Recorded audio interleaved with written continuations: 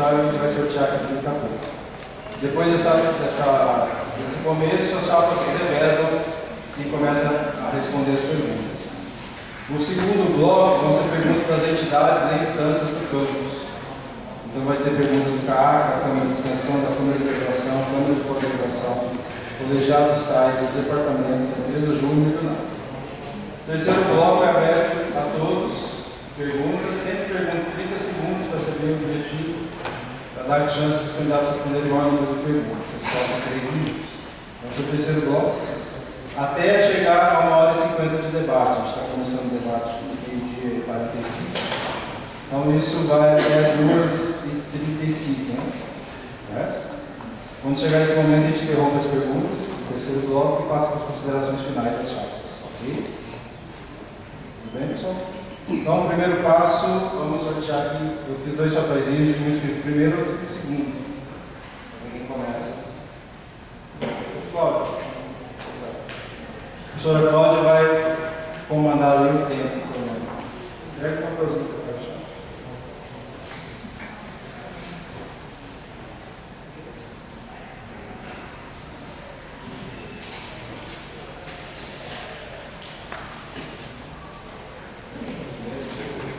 Então vamos começar com a chapa 1, fazendo a apresentação 3 minutos.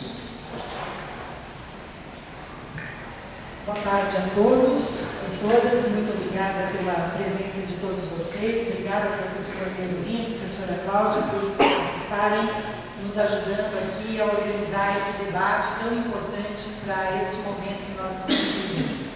Nós estamos nos apresentando, eu e o professor Nelson Sass, como candidatos pela chapa 1, Unifesp Movimento, que é um movimento por mais pluralidade, por mais democracia e um movimento para a frente. Nós vamos adiante, avançar e conquistar mais para a nossa universidade. Então, nós estamos trabalhando hoje com diversas dimensões. Quero dizer que na condição de reitora, hoje candidata à reeleição, queremos continuar avançando nos projetos e nas atividades que desenvolvemos no decorrer desses 3 anos e meio. Trabalhamos fortemente e temos trabalhado para gerir a universidade em tempos de crise. Nós vivemos uma crise imensa, uma situação bastante importante e difícil que o país vive, agora ainda mais com a aprovação da PEC 241, e isso nos coloca numa situação de termos muita clareza de como gerir a universidade neste momento, neste processo de crise. Nós desenvolvemos uma metodologia para isso durante esses 3 anos, que é compartilhar as decisões e descentralizar o orçamento para todos os campos. Temos trabalhado incansavelmente pelo planejamento da nossa instituição. Trabalhamos com a Pró-Reitoria de Planejamento, que foi implementada nas suas atividades no seu conselho, estruturamos os planos diretores, estamos construindo diversas estruturas que estavam paradas ou que não haviam sido licitadas, realizamos 28 licitações, inclusive uma delas que está sendo realizada aqui no Campo São José, mais adiante vamos falar sobre isso também. E nós estamos certamente com um projeto acadêmico extremamente importante na nossa universidade. Temos e estamos avançando com todos os projetos pedagógicos nos nossos cursos de graduação, da pós-graduação, que expandiu muito. Tínhamos 40 cursos e hoje estamos com 66 cursos de pós-graduação. Estamos avançando fortemente na área acadêmica e atingimos, por conta disso, o 5º lugar na classificação das universidades de todo o nosso país. Isso dito pelo sistema do MEC, não é um sistema apenas de ranqueamento. Nos rankings mundiais, em todos, nós temos nos posicionado muito bem também, e eu quero falar um pouco mais adiante sobre tudo isso com vocês. Muito obrigada e vamos ao debate. Obrigado, professora Soraya. Agora 3 minutos para a apresentação da chapa 2. Bom dia a todos. Como chapa 2, eu e o professor Hugo estamos nos candidatando a trabalhar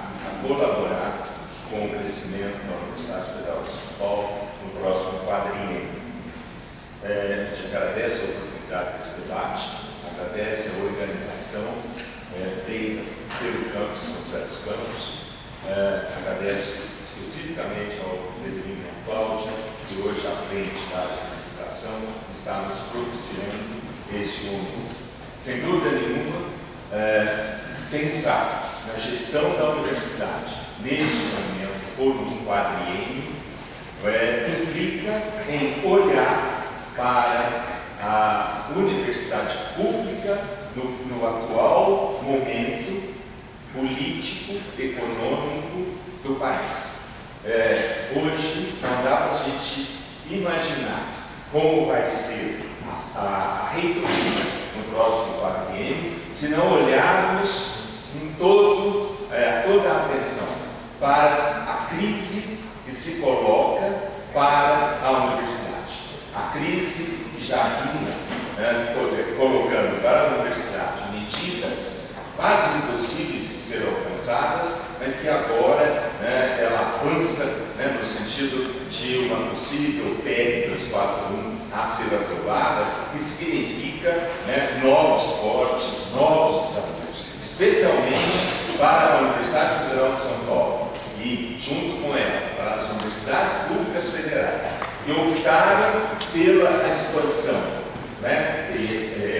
proposta há 10, 11 anos atrás. Expansão corajosa, expansão que significou realmente abrir a universidade, sair do conforto da universidade para novos desafios. Esta resolução da expansão, ela não pode, de jeito nenhum, nesse momento, ser ameaçada de continuidade. E o que nós temos é uma ameaça de continuidade, uma ameaça de repente, de não termos mais verbas de continuidade na implantação das condições mínimas para se manter.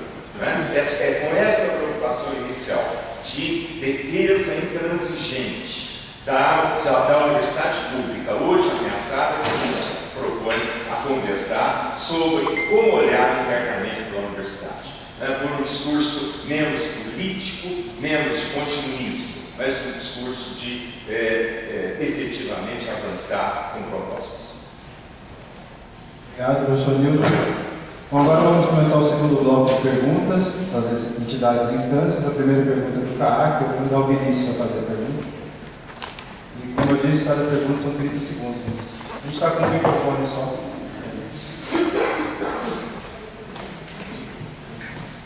Boa tarde, candidato. Boa tarde a todos.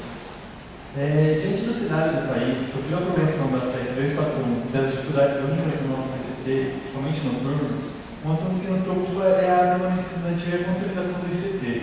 Além de pressionar o governo a criar parcerias para buscar orçamento, o que você, como reitor ou reitora, se compromete a fazer para promover a permanência estudantil?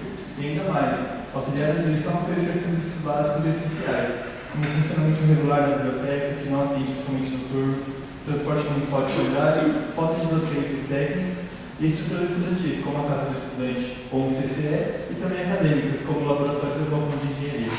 Obrigado. Obrigado, Vinícius. Agora começa a responder o Tibete, começa a chapa 2. Dentro dos inúmeros desafios que vem pela frente, um dos grandes desafios que se impõem na Universidade Pública hoje o estabelecimento de políticas claras, efetivas de permanência estudantil. A permanência estudantil, ela passa por vários processos, que são ser todos vistos pela prefeitura. Processos que avancem para acolher os estudantes em cima das características que eles têm hoje.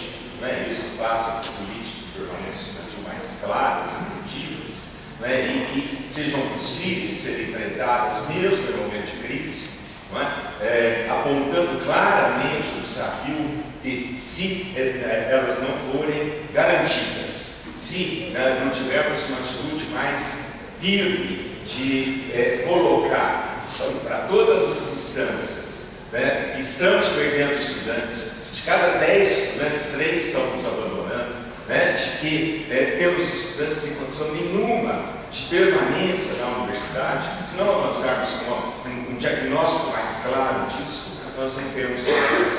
A crise, ela traz ameaças por todos os lados, não é? E é em cima desta diagnóstico de ameaça que deve ser visto.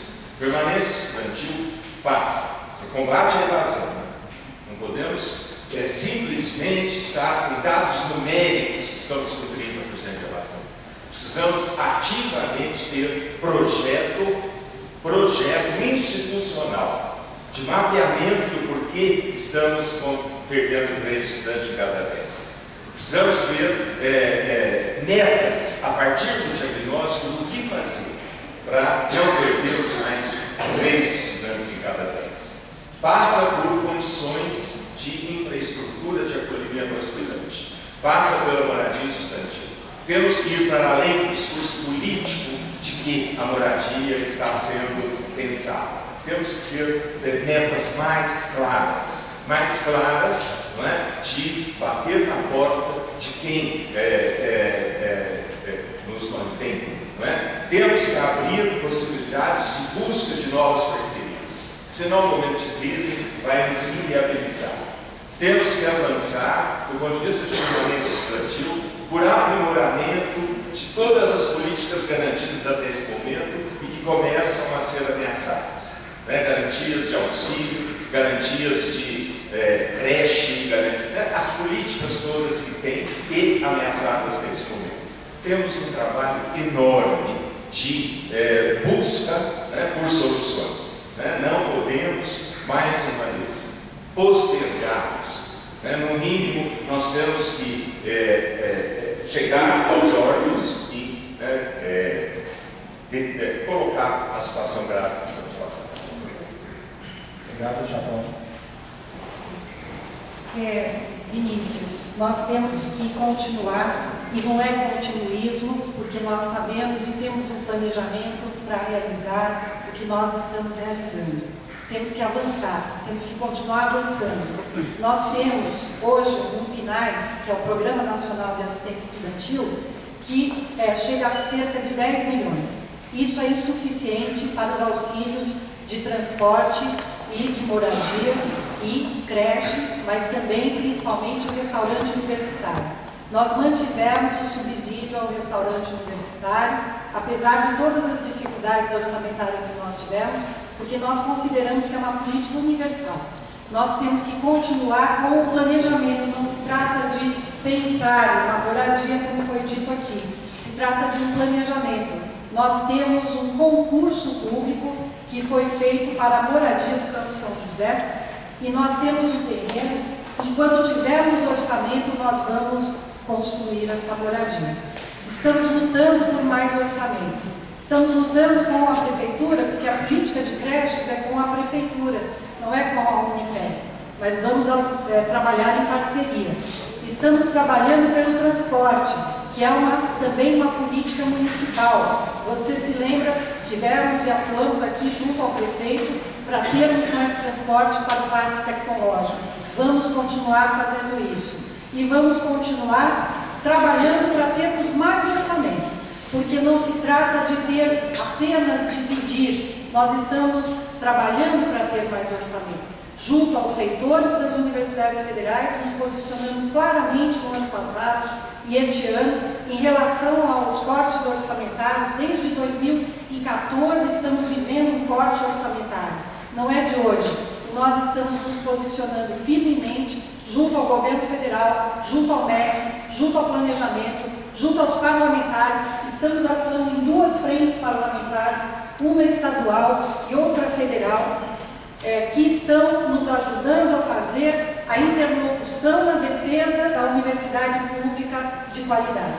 Porque nós não estamos parados apenas esperando o MEC nos conceder recursos ou apenas pedindo com o pires na mão. Não se trata de pedir com o pires na mão. Nós temos que trabalhar fortemente, conjuntamente, para termos os recursos, para continuarmos consolidando a nossa universidade, que expandiu 800%. E ela precisa dessa consolidação, isto é um direito. Com relação à evasão, nesses segundos finais eu quero dizer o seguinte: eu não sei onde o candidato da chapa 2 encontrou este dado de 30%. Os dados da nossa universidade é de 13%. E eu tenho como, vou deixar aqui com o nosso diretor, 13%, que é a média das universidades federais, que é de 12,6%. Nós estamos em 13%. Evasão é algo muito complicado e temos que analisar claramente com detalhes. Obrigado, professora. Gostaria de convidar a professora Elisete, que vai fazer pergunta da Câmara de Extensão.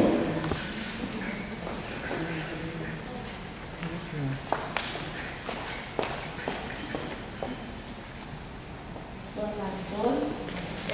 Nós temos uma previsão de inclusão de 10% de ações de extensão na graduação, mas até agora a gente não tem visto uma política de permanência de financiamento institucional da extensão na Unifesp.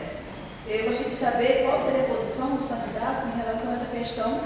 Vai impactar o número de aumento de projetos e de programas em relação às câmaras específicas, não em relação à pró-reitoria de extensão, mas local aqui na nossa Câmara, por exemplo. Obrigado, agora começa respondendo, São Paulo.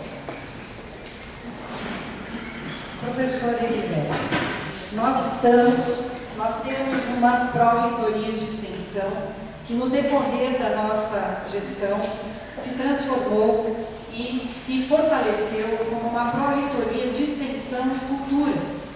E hoje nós temos uma política de cultura e nós temos uma política de direitos humanos sendo desenvolvidas dentro desta pró-reitoria, em conjunto com as câmaras de extensão. Nós precisamos fortalecer as câmaras.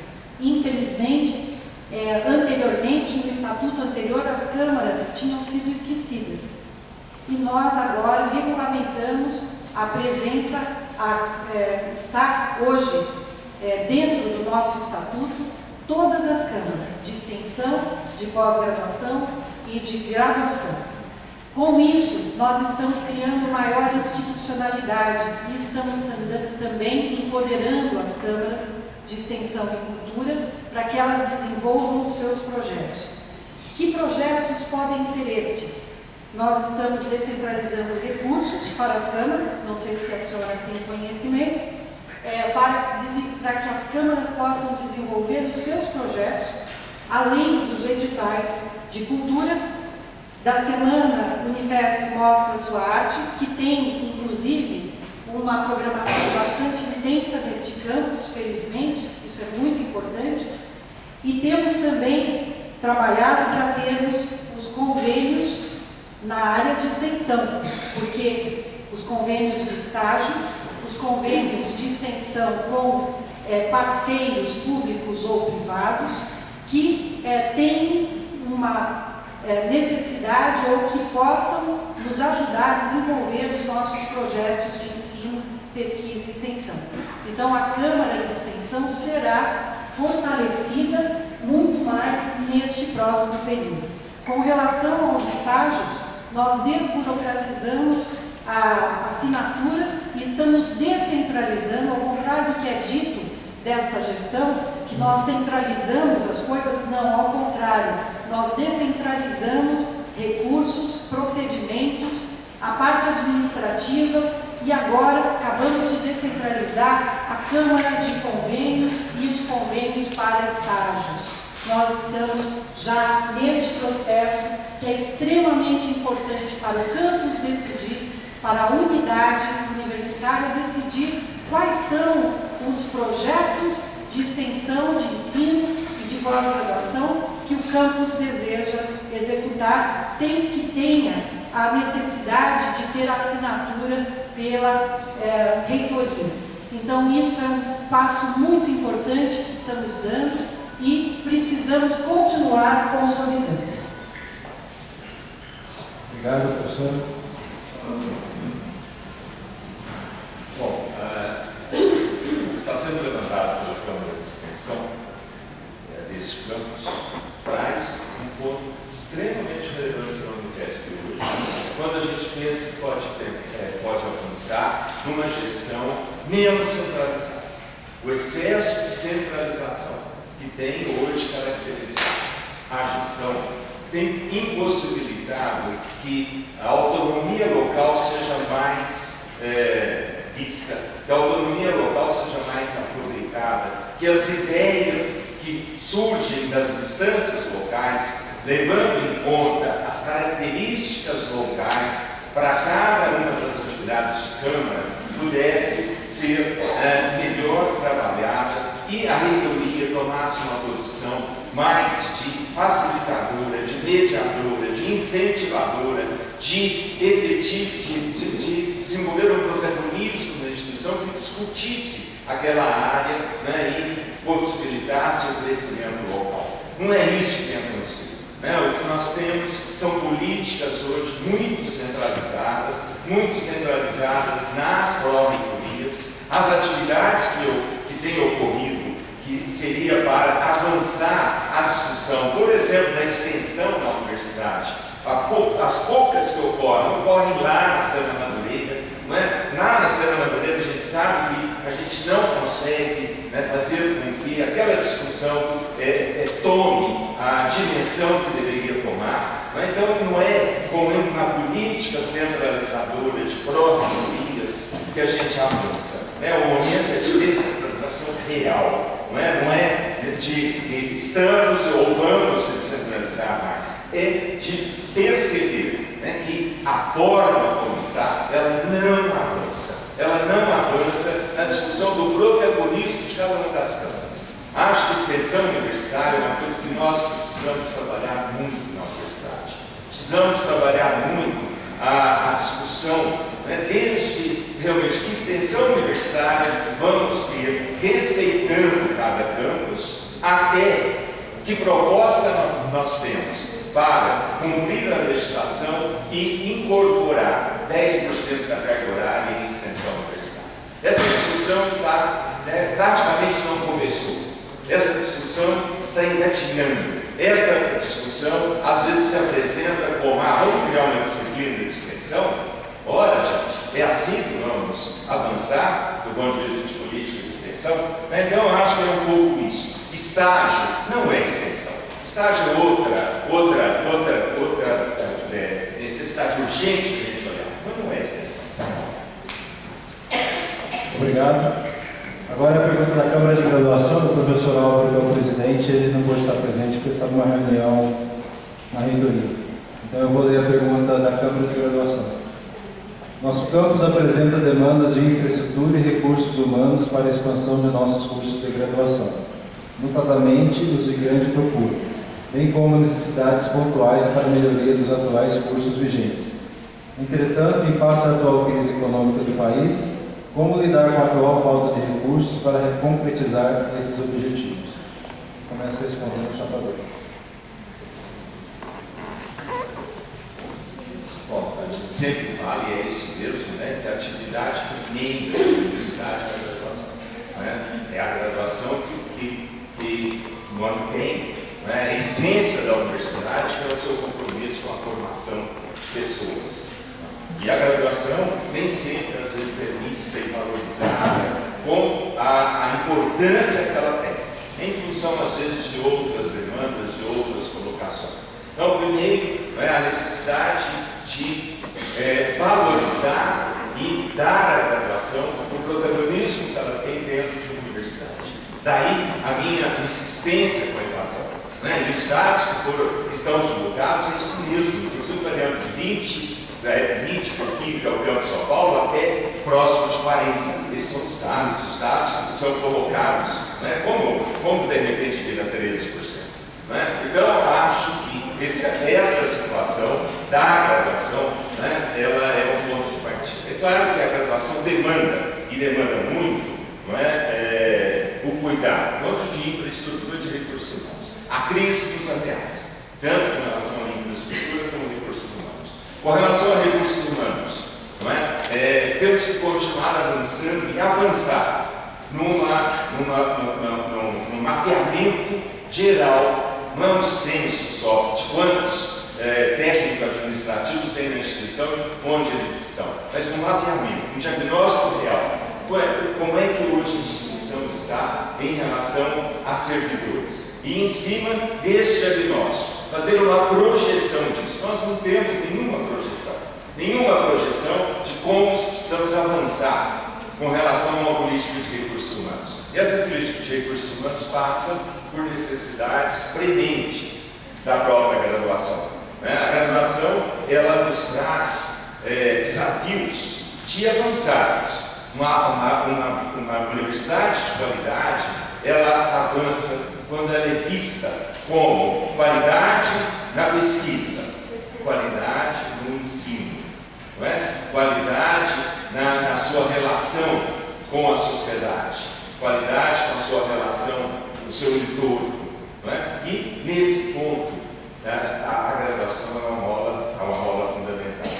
Então, repensar recursos humanos, primeiro ter um diagnóstico claro, ter uma projeção dos recursos humanos que temos e que precisamos ter. Repensar qualquer iniciativa de eventualmente crescer por novos cursos antes de equacionar os presentes. Qualquer iniciativa, num momento de crise como este. Não dá para a gente pensar em eventualmente partir por um novo campus recebendo vagas do MEC. Recebemos as primeiras vagas do MEC para o novo campus, vamos então investir no novos campus. Não, precisamos de novas vagas do MEC para fortalecer os campos existentes. Então eu acho que esses pontos sempre passam pela graduação. Obrigado. Bom, eu estou surpresa com o desconhecimento do candidato da chapa 2. Primeiro, com relação à descentralização, que nós realizamos do ponto de vista administrativo e do ponto de vista acadêmico, no fortalecimento das estruturas e das câmaras, no processo de descentralizar com sustentabilidade, porque descentralizar e jogar as responsabilidades aos campos, sem termos as condições para executar, também não é possível. Eu estou surpresa com o desconhecimento com relação às palavras colocadas em torno do que eu disse e o desconhecimento de que nós estamos implementando já os 10% da extensão no currículo da graduação, que é a curricularização da extensão. Isso já está em andamento. Então, eu estou surpresa com o desconhecimento que é apresentado aqui.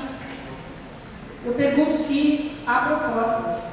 Eu gostaria de saber se há propostas para isso, para a extensão e principalmente para a graduação. Eu estou surpresa com o desconhecimento sobre a taxa de evasão, que está sendo citado novamente aqui como sendo 20% e 30%, ainda mais no campus São Paulo, que é a menor taxa de evasão que nós temos.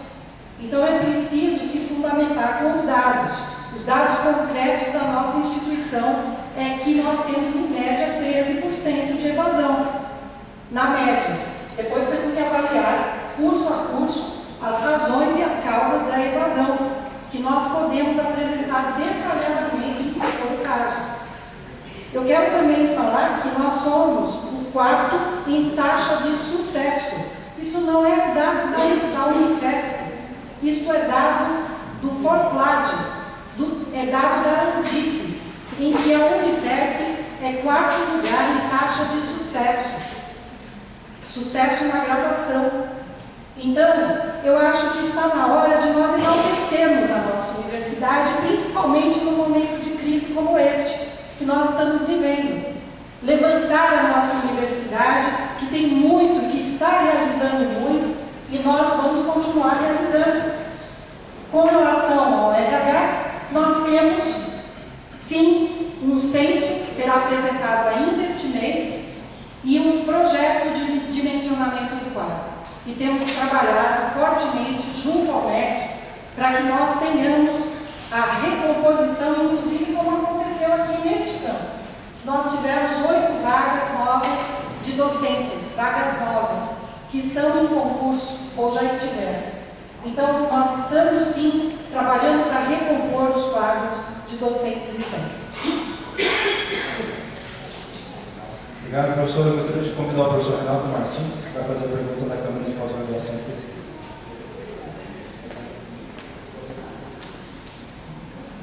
Obrigado.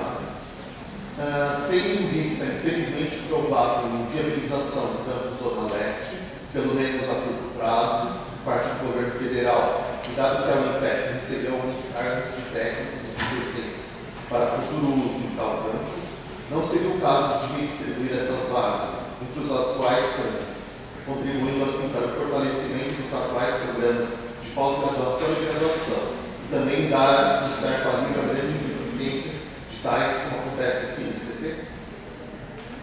Obrigado, professor. Agora começamos com a chapa 1.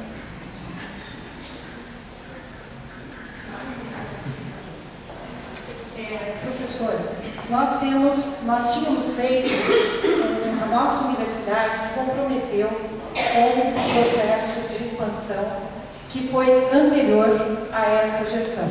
Inclusive que o candidato da chapa 2 era secretário de novos cursos. Então, primeiro, eu gostaria de dizer que por que esses cursos não foram dimensionados de acordo no momento em que a expansão foi feita? Porque foram projetos feitos na gestão anterior e na outra gestão ainda, que o candidato da chapa 2 também fez parte, como pró-reitor de graduação adjunto e como pró-reitor de planejamento adjunto. Então, nós gostaríamos de saber por que as pactuações para o campus Guarulhos, para o campus São José dos Campos, não foram feitas de acordo com o que nós tínhamos de necessidade. Então, não foi feito um planejamento. Esta aqui é a questão. O planejamento agora nós estamos fazendo, nós demos sequência a isso, implantamos uma pró-reitoria que existia apenas no nome e estamos com vários procedimentos de planejamento. Por conta disso, estamos realizando as nossas ações para trazermos os novos, aos campos existentes, a consolidação. Isso em primeiro lugar. E não estamos expandindo, porque não temos condições de expandir neste momento. Temos um projeto pedagógico para a Zona Leste, sua pergunta sobre a Zona Leste. O projeto pedagógico existe, o projeto pedagógico do direito também existe. Então, são belíssimos projetos e nós temos os locais para realizá-los, só que nós já falamos ao MEC que nós só realizaremos quando tivermos as condições, mas que também sejam dadas as condições para a nossa consolidação, porque isto vem em primeiro lugar. Com relação à sua pergunta, as vagas para a Zona Leste vieram apenas 14 vagas de docentes em 2014. Em 2015 não recebemos vagas, em 2016 também não recebemos. Portanto, nós não temos essas vagas. Se tivermos, certamente já temos uma pactuação com o MEC que 20% destas vagas podem ser destinadas aos campi já existentes para sua consolidação. Então, nós já tratamos disso, só que essas vagas, elas não vieram. Nós temos um curso de Direito, que também é um curso que está programado para ser aberto, vieram vagas de docentes apenas, mas nós estamos, já sabemos onde vai ser este curso, que é em Osasco, foi uma decisão do Conselho Universitário, mas nós não iremos abrir o curso por enquanto, porque não temos condições de fazer. Obrigado, chapa 2. Bom, é muito desagradável, né? O número de vezes que a professora Soraya se refere ao outro candidato.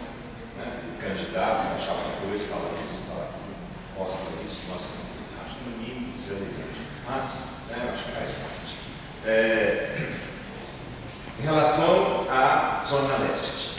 Zona Leste, primeiro, foi dito que eu participei do planejamento da Zona Leste. Gente, da onde está sendo tirado isso? Né? Eu estive, sim, né, na frente a uma secretaria que tinha criado a gestão de novos projetos. A gestão de novos projetos que eu participei foi o Instituto do Mar da Baixada Santista, que está lá hoje implantado, com um projeto pedagógico inovador, com também uma decisão, o primeiro projeto que assume o formato bacharelado interdisciplinar, DI pós-DI ou a sequência do DI para mestrado, numa área que não tem nenhuma no Brasil, que é ciências do mar.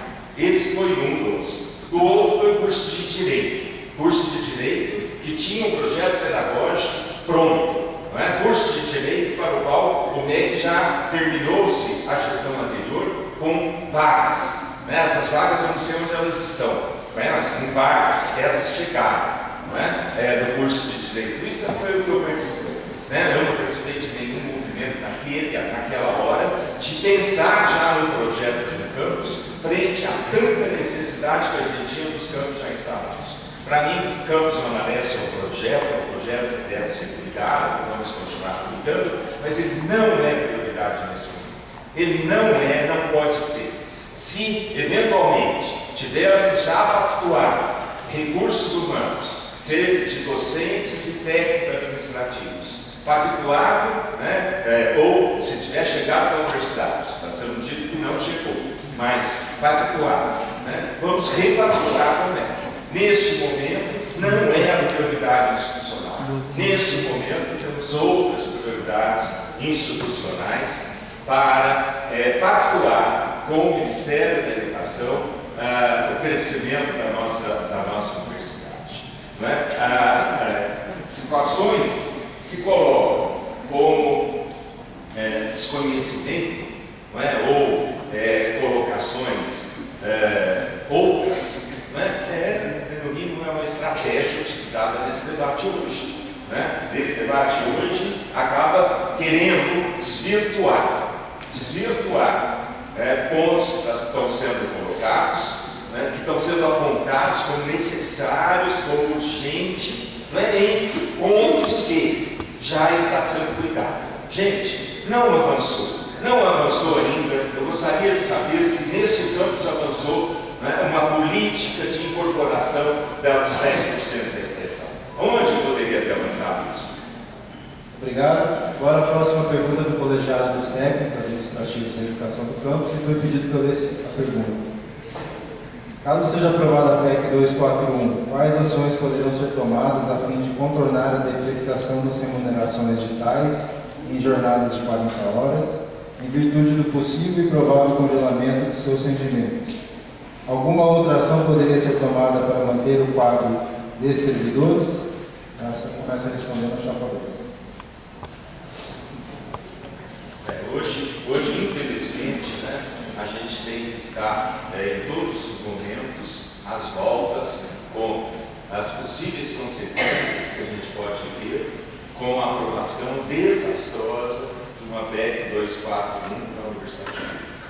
Não é? Essa ameaça que de repente se torna mais próxima, ela precisa ser imediatamente repudiada pelas universidades públicas brasileiras, repudiada pela Universidade Federal de São Paulo, né? Oficialmente, nossa preocupação, o nosso repúdio, a nossa revolta com uma possível medida que vai nos levar a consequências muito perigosas. Então, acho que esse é o primeiro ponto. É o momento, aí sim, de uma atitude da universidade, né, que até esse momento não se pronunciou oficialmente. E, né, nós estamos com a PEC evoluindo. É aprovado uma instância, aprovado outra, e nós estamos esperando o veredicto final. Não é? Mas todos nós já sabemos o quão desastrosa pode ser para a Universidade Federal de São Paulo neste momento. Não é? Isto retrata e pode retratar, não é? Em tudo. Então, o momento de luta, o momento de resiliência, o momento de efetiva atenção ao que está acontecendo é o ponto de partida. O segundo ponto é olhar internamente e ver, né, de que forma nós podemos avançar com relação ao nosso próprio quadro. Né? E aí, eu também fui acusado aqui, né, que não tem propostas. Né? O nosso atual quadro implica em a gente olhar para nós mesmos. A universidade onde ela existe, porque tem gente que cuida dela. Quem cuida dela somos nós, servidores, tanto docentes quanto técnicos administrativos, e estudantes. Se nós não tivermos política clara de olhar para nós mesmos, avançar numa política de ter uma pró-reitoria de gestão com pessoas, com certeza é importante, mas que seja efetivamente de gestão com pessoas. Uma pró-reitoria que possa avançar no sentido também da descentralização. Uma pró-reitoria que possa avançar no sentido de acolhimento. Uma pró-reitoria que possa avançar no sentido de termos um acolhimento a quem chega. Servidores e técnicos que não seja um acolhimento de ano eleitoral. Obrigado. Chapão.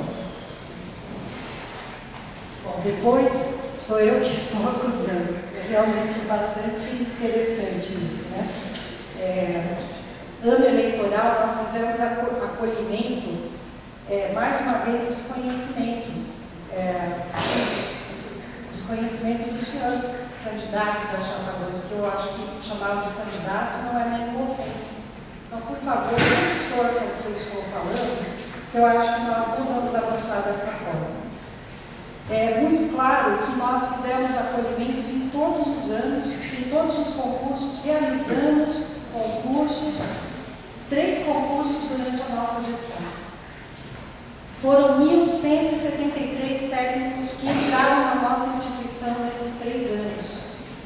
Nós realizamos concursos que as gestões anteriores não realizaram. Preenchemos as vacâncias e estamos trabalhando para valorizar a política de saúde, a política de desenvolvimento do técnico e do docente, a política de solução de conflitos, a política de mobilidade. Nenhuma dessas coisas eram existentes na nossa instituição antes da nossa gestão.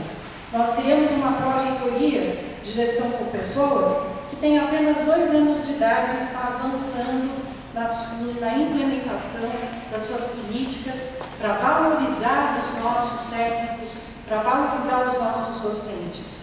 Nós temos ainda muito a fazer, colegas, eu sei, nós sabemos, mas nós estamos fazendo e desenvolvendo. Nós criamos a pró-reitoria e estamos com as políticas para a valorização do técnico e a valorização do docente. É verdade que nós temos ainda um grande percurso pela frente, mas nós estamos caminhando para isso. Antes, nas gestões anteriores, não existia uma pró-reitoria, nós estávamos muito atrasados nisso, assim como estávamos atrasados em muitas coisas na nossa instituição, que nós trabalhamos para executar e para realizar. Nós não tínhamos essa pró-reitoria, nós tínhamos um RH, um Departamento de Recursos Humanos. Mas o Departamento de Recursos Humanos é muito importante e continua existindo. Só que o Departamento de Recursos Humanos não é o responsável pela política, que deve ser tomada por toda a instituição, pelo Conselho de Gestão de Pessoas, que tem uma representação paritária entre técnicos, docentes e estudantes, e que tem representação de todos os campos. Nós estamos hoje descentralizando as ações do RH também e as decisões a respeito das políticas de gestão por pessoas para os campos também. Então, trata-se de um processo em andamento, que pode e deverá ser aprimorado, mas ele está em andamento. Obrigado. Gostaria de convidar o professor Marcelo Gurjão para fazer a pergunta em nome do Departamento de Ciência e Tecnologia.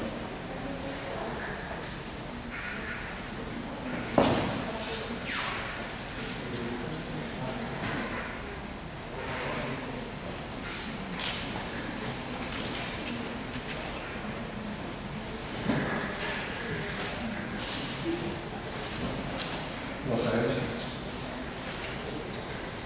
Fiz essa pergunta como chefe do Departamento de Ciência e Tecnologia. Atualmente temos uma comissão instituída pela Congregação do Instituto de Ciência e Tecnologia, que está analisando uma possível reestruturação do campus, envolvendo inclusive a criação de novos departamentos a partir do atual.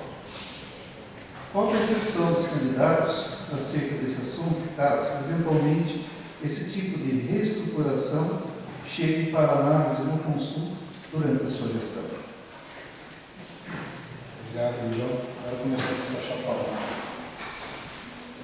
Professor Ludião, eu quero dizer que eu tenho conhecimento de todas as ações e tudo que está concorrendo na nossa universidade, tenho conhecimento das discussões, sabemos que o ICT tem um projeto que é pioneiro na nossa instituição, que iniciou um projeto pedagógico que tem características, no meu modo de ver, muito avançadas e muito interessantes para o desenvolvimento da graduação, mas também de outros projetos de extensão, cultura e também da pós-graduação.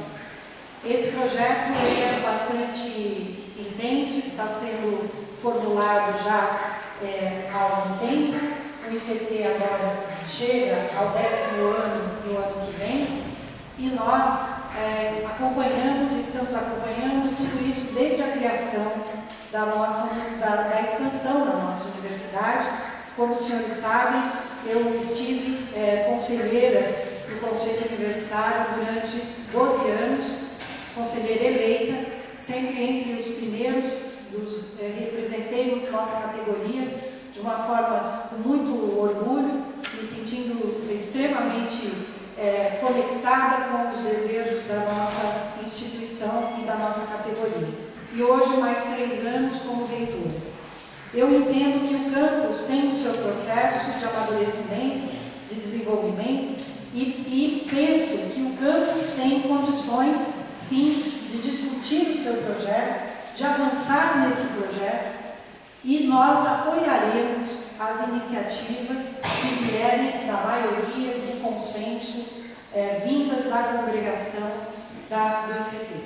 Então, nós, da congregação, dos professores, dos técnicos, dos estudantes, no sentido sempre de fortalecer o projeto pedagógico, projeto acadêmico que existe neste campus também, assim como em outros campos da Unifesp, e nós precisamos avançar, sempre aprimorando, sempre amadurecendo, e se houver necessidade de reformular alguma questão, e se o campus entender que assim deve ser feito, se a congregação entender que assim deve ser feito, a Pró-Reitoria de Graduação, Pós-Graduação e Extensão estará pronta para apoiar o projeto pedagógico deste campus. E entendemos que esse é um processo natural, a discussão e o aprimoramento dos processos é um processo natural. A universidade existe para se pensar. A universidade existe para ter ideias, para ter propostas. E nós temos que aprofundar as nossas ideias, as nossas propostas e buscar o melhor projeto para todos nós. Obrigado, Chapador. Eu vejo que o avanço do projeto, tanto acadêmico, pedagógico, de um campus, quanto o seu projeto acadêmico mais amplo, ele é extremamente dinâmico. Por isso que ele se chama processo. Ele é um processo que ocorre e que vai mudando, vai se adequando, vai se atualizando conforme a própria evolução local. E esse processo, o entender isso como um processo, significa não só incentivar, como acolher de maneira mais clara o movimento que está acontecendo no campus. Então é natural que o campus, no primeiro momento, ele se conforma de um jeito, mas que ele vá continuamente se autoavaliando e nessa autoavaliação fazendo novas propostas. É assim que eu vejo uma discussão de um campus. Num primeiro momento, centrado ou montado em torno de um departamento e que começa a perceber a sua complexidade e começa a analisar a pertinência de trabalhar com mais de um departamento. Não é? Então, sem dúvida nenhuma, não é? Quando a gente fala, precisamos avançar na descentralização, não é? Tanto acadêmica como administrativa, é no sentido de efetivamente dar uma maior autonomia para que essas decisões sejam feitas em nível do campus. Não é? Então, uma definição. É claro que essa é uma discussão, né? É uma discussão que está posta pela universidade. Né? A estrutura departamental é a única ou é a melhor? Né? Isso é uma discussão que está posta. Cabe à reitoria, né, estar ajudando essa discussão na universidade, porque isso é uma discussão para todos os locais. Né? É a melhor forma de funcionamento da universidade? Não é? Essa é uma discussão.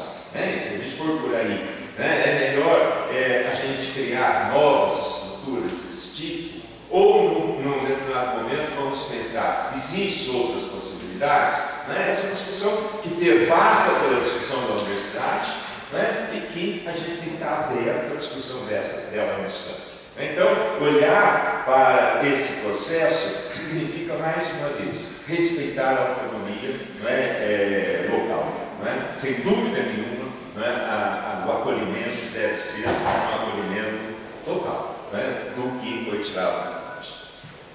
Obrigado. Gostaria de convidar o estudante Gabriel para fazer a pergunta pela empresa Júnior.